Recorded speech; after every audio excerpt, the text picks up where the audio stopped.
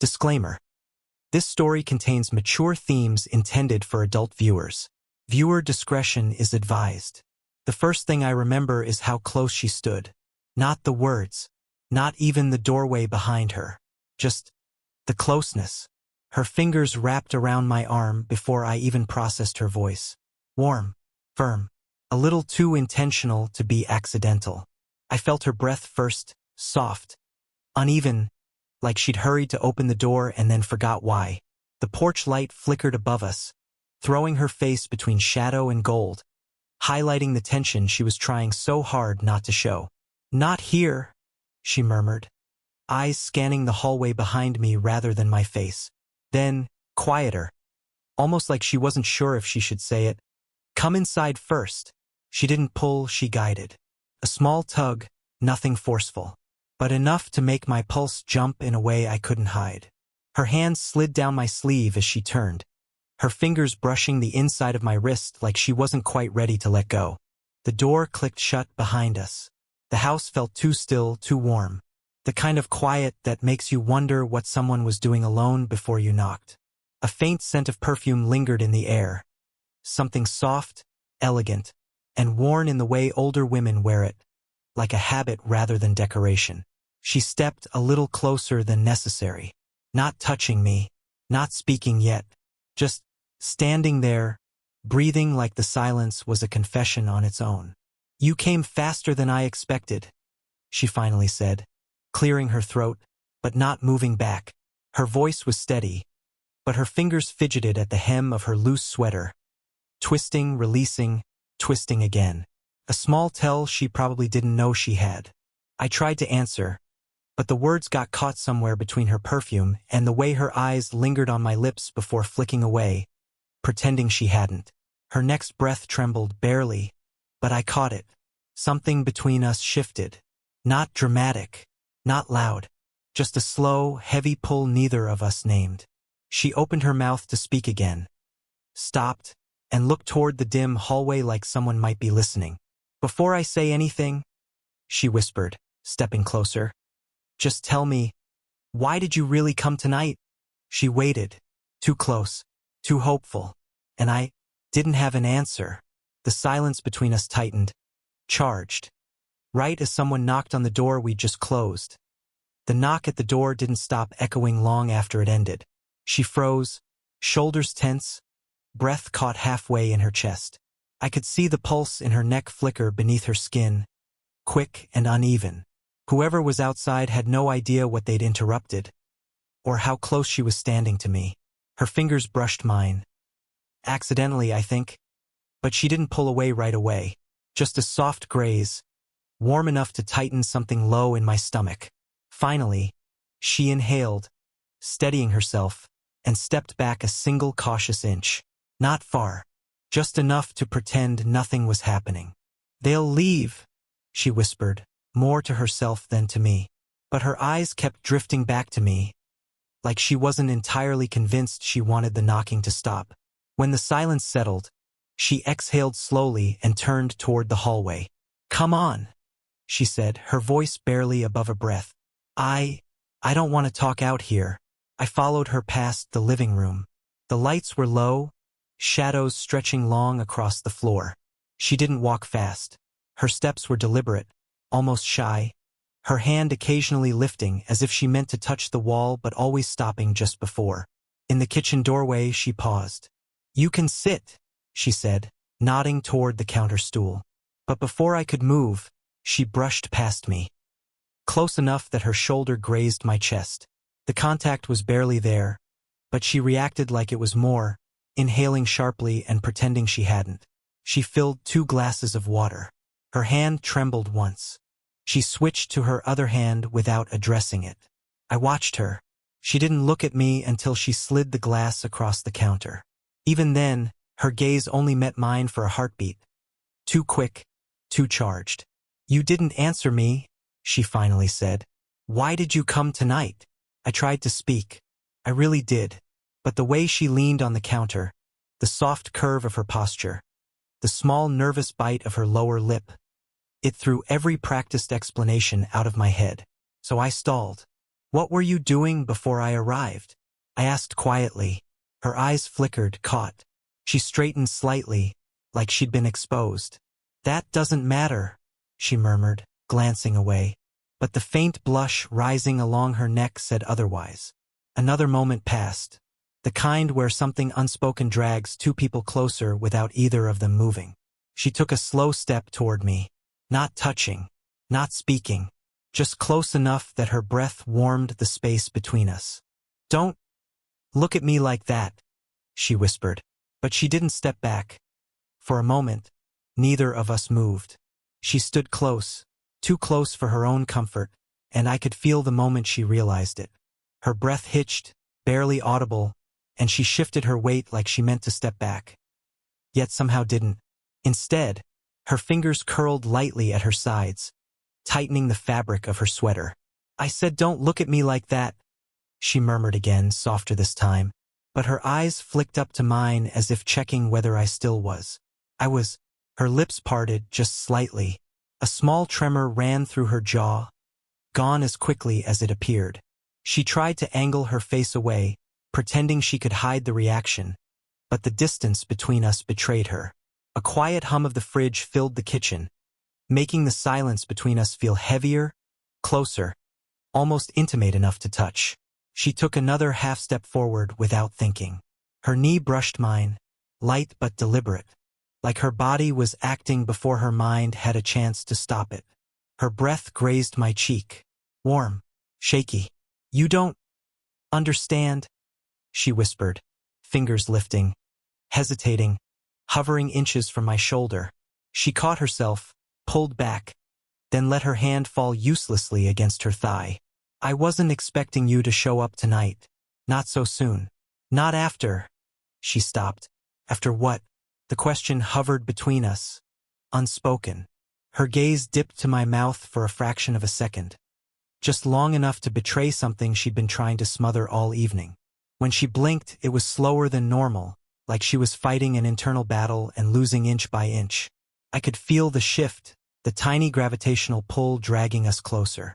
A kind of tension you can't name without breaking it. She lifted her hand again. This time she didn't pull back. Her fingertips touched my jaw.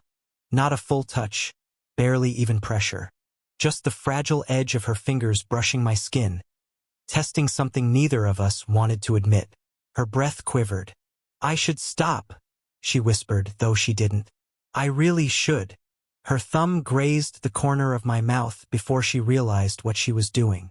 She froze, eyes widening, breath catching, as if the contact had startled her more than me. Then, slowly, painfully slowly, she pulled her hand back. But I saw it the moment she regretted doing so. She swallowed hard. "If you stay," she whispered, voice trembling in a way that felt dangerous, "I don't know what might happen next." Her words hung between us like heat, thick, unsteady, impossible to ignore. She didn't move after saying them, didn't breathe properly either, just stood there with her fingers still trembling from where they'd brushed my skin, as if the echo of that tiny touch was louder than anything she could say out loud.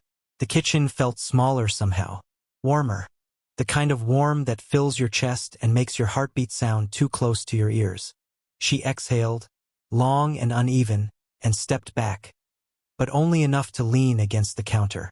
Her hands slid behind her, gripping the edge like she needed something solid to keep herself grounded. "Don't come any closer," she whispered, but her eyes said something very different. A long silence stretched between us, not empty, charged. Her sweater slipped slightly off one shoulder, not enough to be deliberate, but enough that she froze, suddenly aware of how exposed she felt. She didn't fix it right away. She only watched my reaction, nervous and wanting at the same time. I didn't move toward her, but I didn't move away either. That alone shifted something. Her breath quickened. A tiny sound, barely a gasp, escaped her when she realized she was the one leaning forward now, drawn by something she didn't want to name. The fridge hummed again, louder this time. She flinched at the noise like it snapped her halfway back into herself. "This is wrong," she murmured. Yet her palm lifted from the counter, slow and almost graceful, as if pulled by instinct. Her fingertips hovered near my shirt again, close enough to feel the warmth but still not touching. I shouldn't want... She stopped, her throat working as she swallowed hard. Just forget I said anything. But when she tried to pull her hand back, it brushed my chest instead. Not an accident this time. Not with the way she inhaled sharply. Her fingers curled slightly, catching fabric, a faint tremble running through each one. She stared at the spot she was touching like she couldn't believe she'd actually done it. I can't think straight when you're this close, she said, barely audible. She let go slowly, too slowly, and her hand drifted back toward her own body. The loss of contact felt like a kind of confession. Then the air shifted. A floorboard creaked down the hallway. Soft, distant, unmistakable. Her entire posture changed. Alert, tense, eyes widening with a mix of fear and something else entirely. She turned to me with a voice that was suddenly sharp, breathless. Don't make a sound. The instant she said don't make a sound, the atmosphere snapped tight, like the air itself froze. Her body went rigid, every muscle braced, eyes darting toward the dim hallway. I'd never seen her look afraid before. Not nervous, not flustered, afraid. Another sound followed. Not a creak this time, a soft shuffle. Someone moving slowly, purposely. She leaned in close. Too close for thought, her hand gripping my wrist with surprising strength. Her breath brushed my jaw as she whispered, "They weren't supposed to come back tonight." A beat. "Stay behind me." The panic in her voice wasn't loud. It was worse, controlled. Contained like she was forcing herself not to fall apart. The footsteps grew clearer, one, then another, measured, careful. She stepped in front of me, pressing her back lightly against my chest, as if her small frame could somehow shield me. Her hand hovered near mine, not holding it, just close, shaking slightly. "Don't move until I tell you," she breathed. Her words were steady, but her shoulders were trembling. The footsteps stopped at the edge of the hallway. A shadow stretched across the floor. She stiffened. Then a voice. Calm. Familiar.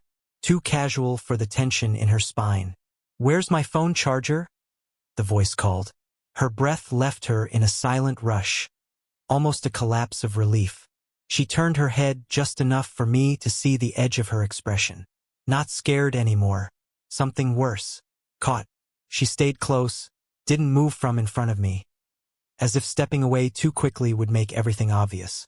"In my room," she called back, forcing her tone steady. "Top drawer." The shadow shifted. Footsteps again. Moving away this time. She didn't breathe until a door clicked shut at the far end of the hallway. Her entire body softened at once. Shoulders sinking, jaw unclenching, her grip on the counter loosening. The adrenaline still trembled through her fingers, though she tried to hide it. Then she turned to me. Close. Too close again. Her eyes searched mine, not for safety, for understanding. For secrecy. For permission to feel everything she knew she shouldn't. "I didn't expect him back," she whispered. "He wasn't supposed to be here." "Him?" I asked carefully. She hesitated. A single, fragile second. "My tenant," she replied, though something about the pause suggested the truth wasn't that simple. "He rents the room at the end of the hall. He was supposed to be out tonight." Her voice shook again. Not with fear now, but with the weight of everything almost exposed. "I didn't want him to see you," she swallowed. "See us." The word landed between us like a spark. She stepped back, only a half step, but her hand brushed mine on purpose this time. A soft, deliberate trail of her fingertips that lingered too long to be innocent. "I'm sorry," she whispered, eyes dropping to my mouth before darting away. "I didn't mean to drag you into whatever this is." Another door creaked faintly in the hallway. She exhaled, shaky and unresolved. "We can't stay in the kitchen," she said, voice low. "He might come back." Then she looked at me, really looked, and her next words came out in a trembling whisper that carried both warning and desire. "Follow me, quietly." She led me down the dim hallway, each step softer than the last, her hand brushing mine only when she lost balance. though it felt less like accident and more like instinct. The house was quieter now, but not calm. Not with the weight between us. Her tenant's door stayed closed. Still, she kept glancing back. Not in fear this time, but in something rawer. Something she'd been keeping under her skin for far too long. When we reached her room, she didn't turn on the main light. Just the lamp by her bedside, warm, low, the kind of glow that softened everything it touched.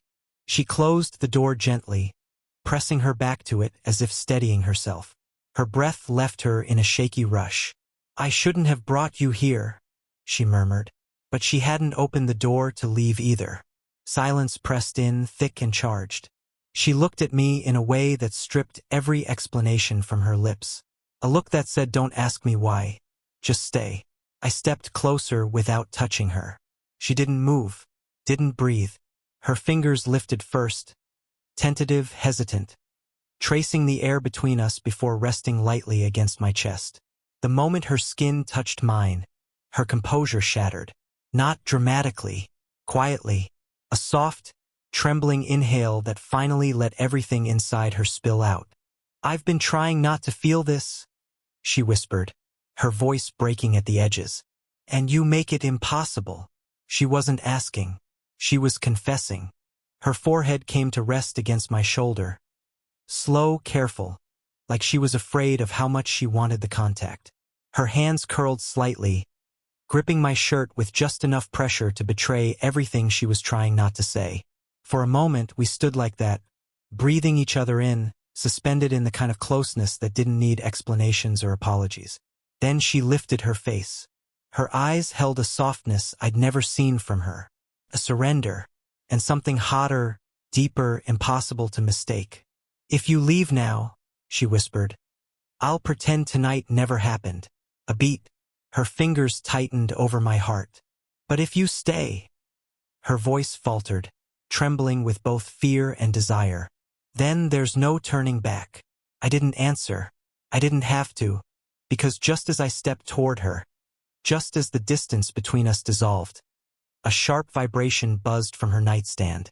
Her phone, lighting up with a name she didn't expect to see. Her expression collapsed. "No," she breathed, eyes widening. The name glowing on the screen was enough to freeze her where she stood. Enough to change everything. "He's not supposed to be calling me." The phone vibrated again. Louder this time, skittering slightly across the wooden nightstand. She stared at the screen as if it were something dangerous. The warm glow of the lamp turned her expression soft, shaken, almost guilty. She didn't answer, didn't move toward it. Instead, she whispered, "He shouldn't be calling me." A pause. "He hasn't called in months." I didn't ask who he was, but something in her eyes answered anyway. Someone from her past. Someone whose shadow still lingered in rooms he no longer entered. Someone she wasn't ready to remember, yet couldn't quite forget. The phone stopped buzzing. Silence poured back in, heavy and intimate. She wrapped her arms around herself, suddenly distant, like she was trying to pull her emotions back into place.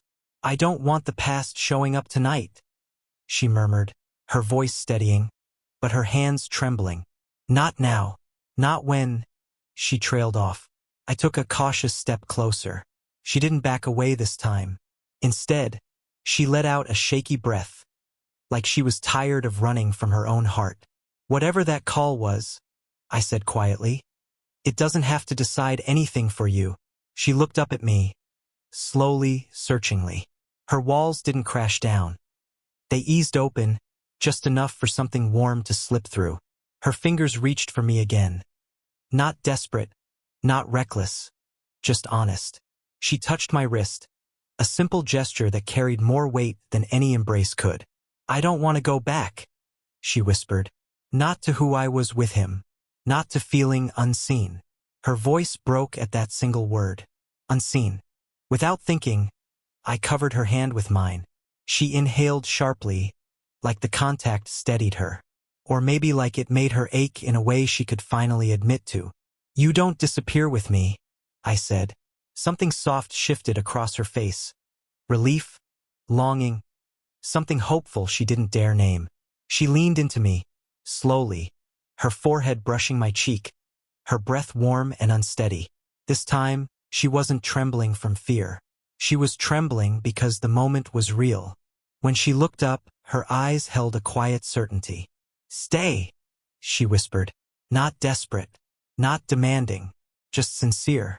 And when I nodded, her shoulders loosened, like she'd finally allowed herself to breathe again. The night didn't explode. It didn't need to.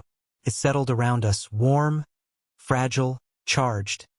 Two people choosing each other in a moment they almost ruined. A moment that felt like the start of something neither of us were ready for, but both of us wanted anyway.